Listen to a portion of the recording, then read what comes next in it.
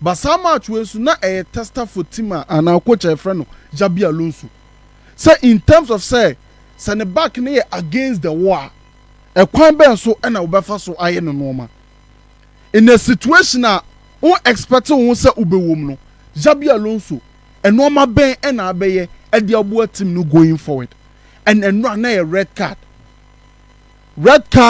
over 10 against 11 e de ben na abeye as a coach na ba buama o team no atumi anya a positive result in terms of getting 1 point or going all in to get that 3 points and then Xabi Alonso boss player say coach match ekoso na situation be too wo match ni ma mostly normal miensa and so ye baako oba adapt o philosophy no to suit the game state na uwom no it you adapt your philosophy to suit the game state na a wom CCN and then that game state was 10 against 11.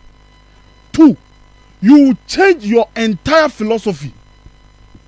Ube change your entire philosophy no to suit that game state. Enti normal awo peno ube to sa no mani nyina to agu. Because of that 10 against 11 na Alonso and na uwom no. And at the last one, you will stick to your philosophy according to the game state. It would be normal na awo no. On found 10 against 11 and one abeye. 81 adapt.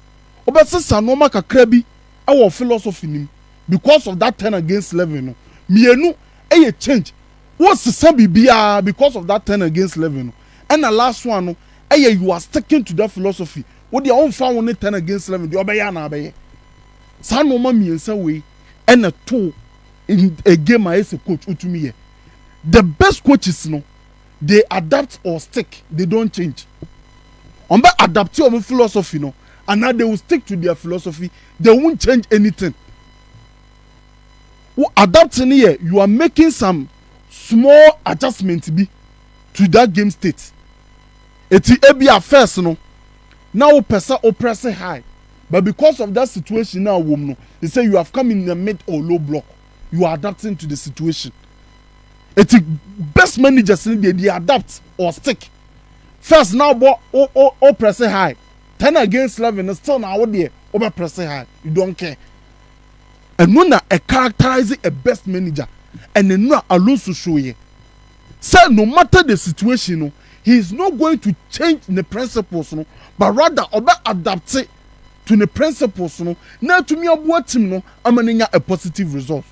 And nothing I make you say Alonso is a very good coach.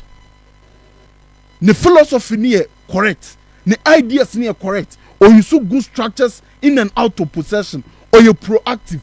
But the problem now Alonso facing is Oba Enche. And why a radical shift in the tactical ideology of Real Madrid. It's a bit taking time. And send a Real Madrid for no to me adjusted. That is the players. To me adjusted to the system. It's a real match. And some of the two can say we need to be flexible and able to adapt. It won't say Madrid the bobo on a situation be bad. So much to me adapted to that situation, not change. It will also say, but we also need core principles that we stick to. It team na so many principles be some principles na no and a guide you throughout the season. But in situations, they need to be flexible and adapt to those situations. And no, any Xabi Alonso, he is a very good coach, and Real Madrid any a good coacher. So more money time, no more money some key players be. No players are able to understand those principles and Kakara Real Madrid back to their best. And now you signs of Alonso football. The other Gulago no, it was third man combination. I know the J ball now Gula will say space in the ice for running. 20 them born ma Gonzalo Gassano bounce to the toe other Gulam. Third man runs and nobody say go no. And now you a lot of quick combinations from Real Madrid. Pa near Konenim, pa near Konenim. Obi no me 10 against 11 no. We saw those combinations. And now Assat time now Real Madrid every red card. Still now we saw the principles, no changes, but rather adaptation to the principles. First match on Botia Ahelano. Now Real Madrid a build up from goal kick near 4-3. The structure was a 4-3 build up. It's 05 for image no to sumami. You see 4-3 build up against Al Hilal. Say a banenim kakra goalkeeper ne kan a +1. Still now they maintain that 4-3 build up. And now Katuameni, Rawa Sensu Eddie red card no. Kakwachi bi wabe na adwen say me mobo no kwa free tire biom. Me pesa me bobo ni free tire. But red card ni ntimi nya mom free tire biom. Mobo simtum. But no wanye ne sa. O stick to that 4-3 principle na. So obesa build it slowly through the test adiaba. Eti 05 ko ni mame. Yes, I share another image. And no Pachuca 10 against 11. 4-3 principle. Adagula and another drop about 6 wo. Ubo no ne Bellingham and Valverde aformi damage 4-3. It is a sign of a good coach. In game state to be in favor or no. You have to stick to your principle or you have to adapt to your principle. It was for Kwanima near her and no image no. And also way Ahela dear no. And not the near her and not so dear no. 4-3 principle now in terms of their build up. It's where your coach Hawaii now just say on person lay foundation be my Real Madrid. And some foundation and no Real Madrid be build upon that foundation. No matter the red card, your person moye no and no person moye and no moye sadie no enya go. And no the gameplay ni improve. Obi anom ye 10 against 11. Obi to me aka opponent na samba me I don't care about the opponent. I care about the principles, I care about the ideas no. And no na Alonso ekere. Eti eno ahe omo to me say 3-1. No way changes. No akwa a back 5 adapting to the idea. Earlier on in the game, yes, was na or high pressing. But what was the situation? Not to me going to high pressing, sir. And what to me winning by what to me say 3 goals. And yes, had your baba in the back 5. It's a drew baby. We saw 5-3-1. Initially, as sense when you red card no, we saw 4-4-1 in the mid and low block. Bisa send a baby buano because of that extra man any game in him. It's situation no, or situation no, he adapted and he stuck to the principles no and no and abua coach a friend Xabi Alonso and my Real Madrid nya win no but no boss player as I highlight say key problems I Real Madrid team although say ideas need to adapt or sticky to be but Real Madrid team no in their pressing no the first 6 minutes the intensity wasn't there, the coordination wasn't there. Ma won san ko 4 point Abrante friend Raul Asensio say on the quay mistake no. But it was coming. So at the start of the match and na say problems na shall see pie. Na Pachuca for ni bobo ni see Real Madrid for line na chi sa. But nya dey na Real Madrid for players no understand the so mo yen. It's first image. How many players are committed in the high press? Yaka betumi aka 7 players are omo person omo ko in the high press but edie na besi omo bia no wo betumi put pressure on the ball akwa retrieve ball no eti Pachuca fon betumi abo ball no e de akwa wins omo ball no de kwa wins I want a free man wo oje ye na you are pressing high eti back line no so ye high no ma ball no e de si back line echi eti 05 connect image mame first situation eti hwe ball no and akwa back line echi no nipa 7 mo ko press okwa in the high press nipa mako 7 omo ntumi put pressure on the ball anye ball na free opponent ni sem ama opponent na tumi progress ball no create a dangerous scenario where your first one 05 years another second one ya me ba mbeka Alonso perform 1-3-2 pressing structure medical ba be chire in this situation Frank Garcia onam the red na ato no so no Chouameni enam the green ato no so no maka say they be a person half and half and in terms of say opponents na person obon shorter he goes fully into the press now switch out command to man so opponents na call longer no retreat no aba begina back line ni no protect them no pick a second ball but in this situation Frank Garcia who say Vinicius for pivot back it just no so pushing high no so for full back. But sanka nipa bebre ewo ha no kense komutumi press no mkokoje ball ne back etu offer fie kwa enim ye ha de Frank Garcia ebe pushi akosa nipa no so connect image mame Frank Garcia be push connect player no so Vinicius Junior offer pivot no onye aware say ni nipa no offer no na fa na chi onu nipa ba ko no wo gina pivot no all of a sudden no say free pivot no na wo kwa nipa na Frank Garcia asa fa no ho no eti nipa na ka Vinicius hwe no no onam de red na to no so no e free eti wa e free so betumi age ball no oje ball na de na besie high press high back line space behind the back line and almost a ball another ball at the two actually. It's way second warning.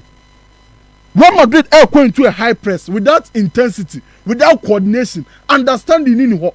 And because we're going in a high press, no more high back line, space not there, you know.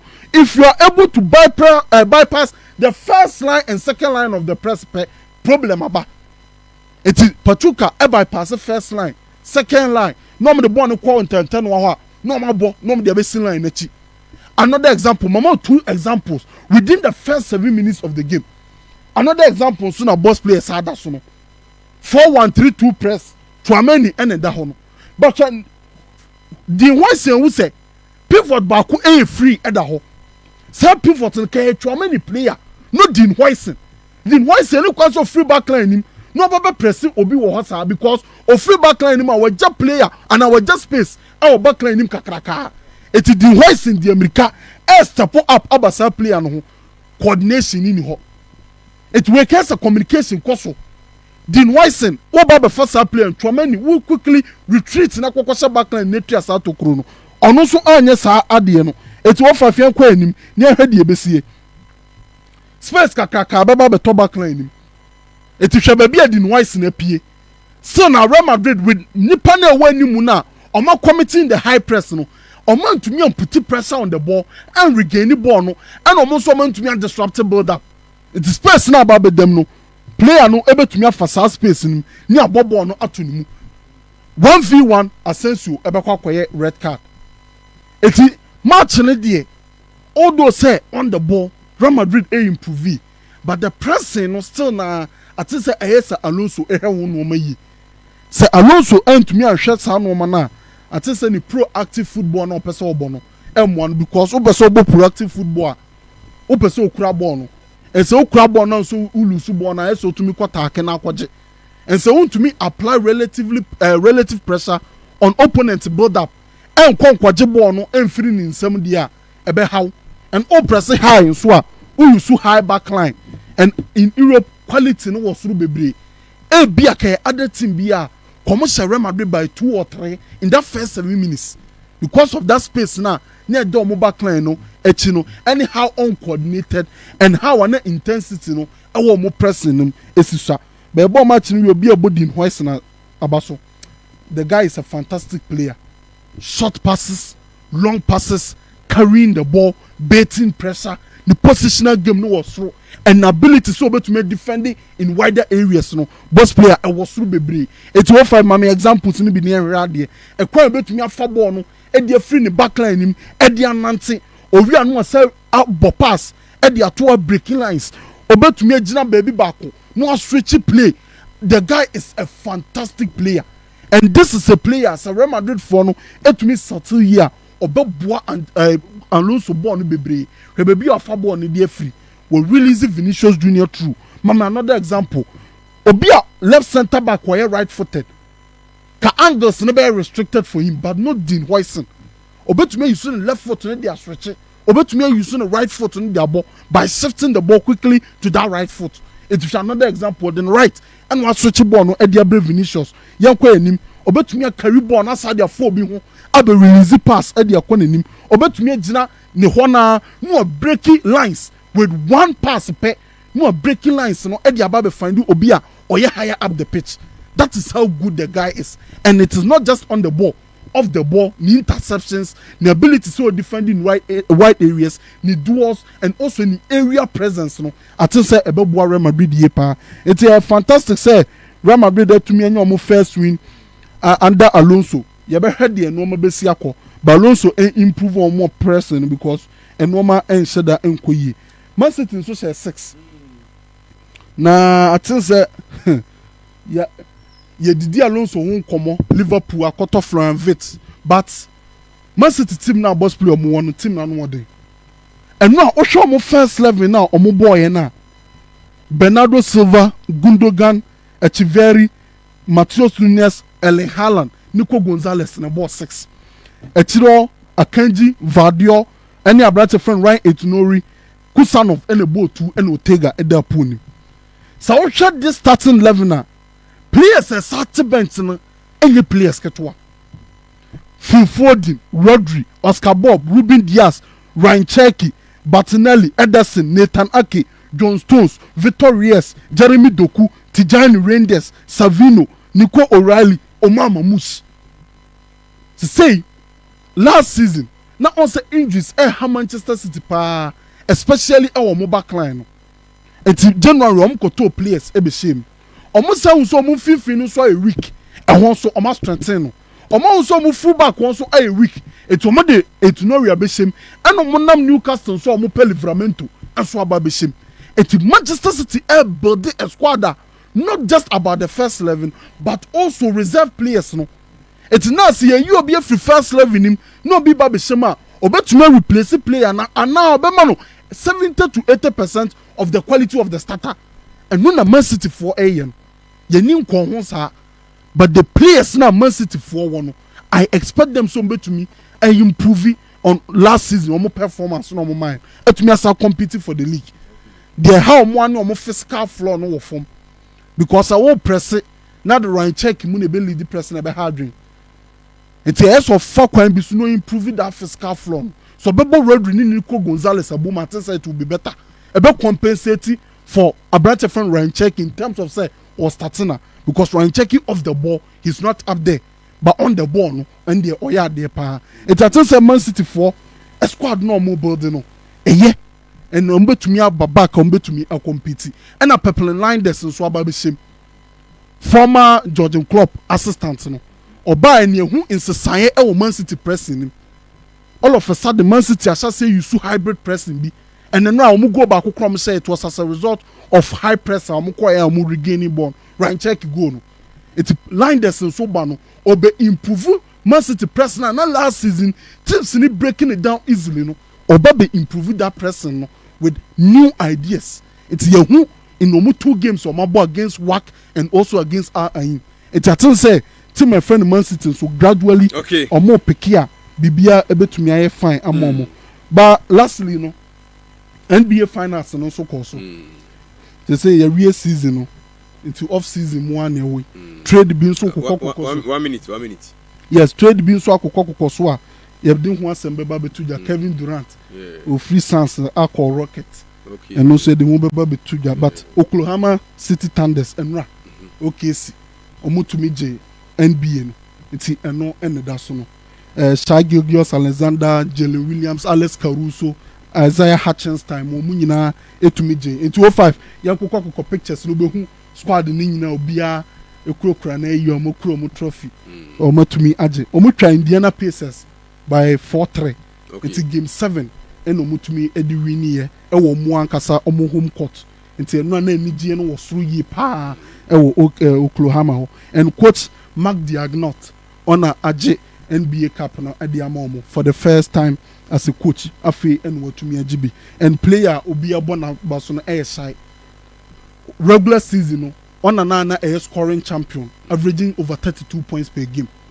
And a Western Conference final on the Sa champion, on the Saji MVP, and a finals on a Saji MVP. No, it was MVP in the scene and the scene in Chania trophy. No, that is the Larry O'Brien trophy.